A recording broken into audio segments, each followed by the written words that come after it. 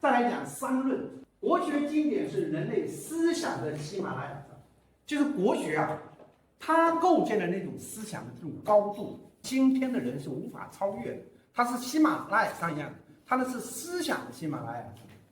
国学经典是人类思想的喜马拉雅山，它的高度迄今无人超越。我们今天我们的思想从这个高度，这个是春秋战国一直下来到今天，今天在这里。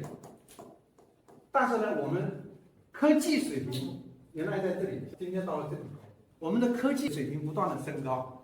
我们今天有手机，我们有飞机，有很多很多春秋战国时代人们想都不敢想的一些东西，科技非常的发达，而且科技还会进步的更发达。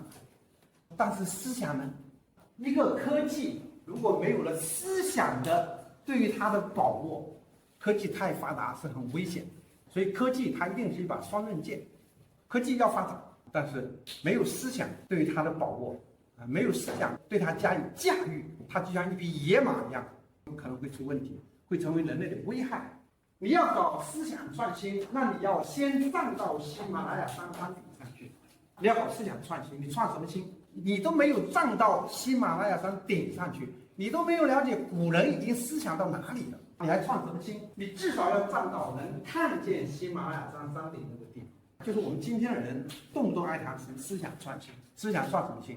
你先把春秋战国的那个时候的思想都搞清楚了，你再来创新，否则你都谈不上创新。这个刚才谈到这个伟大的思想，举凡唯精唯一，允直绝中，这就是我们老祖宗的思想。这些思想我们今后都会学到，我们今天不去细讲。举凡唯精唯一，允直绝中，道法自然，清净无为，为人众生，天下为公，损贤举人，兼爱非攻，明褒物语，无一不闪烁的智慧与人类之光，就像我们的老祖宗啊。我们老祖宗曾经有过非常多非常伟大的这种思想。我们今天要把这个所有的思想都搞清楚，都很不容易。比如说，我们在这里，我们就来介绍一下《明褒物语》。《明褒物语》是一个叫张载的人提出来的。张载这个人很了不起啊！张载字横渠，横渠四句：为天地立心，为生民立命，为往圣继绝学，为万世开太平。横渠四句很出名。张载是北宋五子之一，也是理学创始人之一。这个北宋五子啊，每一个子都是这个理学的创始人，还是二程，就是程颐程颢的表叔。张载是二程的表叔，他的横渠四句为天地立心，为生民立命，为往圣继绝学，为万世开太平，非常有名。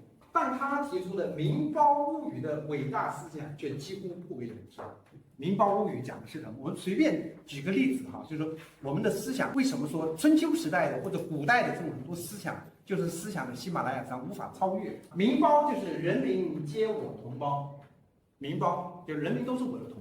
讲的是人与人之间要有手足之爱，这比博爱更多的一份诚挚。外国人讲博爱，西方文化讲博爱，那博爱比起明褒差远了。就老百姓，你们都是我的同胞，这比博爱更加多了一份诚挚。物语就是万物皆与我相与同在。物语说的什么？物语说的就是万物皆与我相与同在，讲的是人类要珍惜自然万物，要与之和谐共存于天地之间。物语就是我们和万物同在，我们和老百姓都是同胞兄弟，我们和世间的万物都是什么？都是共同生活在这个地球之间的，我们要跟他们和谐相处，就是这种思想。这种思想在今天还是具有极大的这种意义。横渠四句我们就不讲了啊，横渠四句以后再说。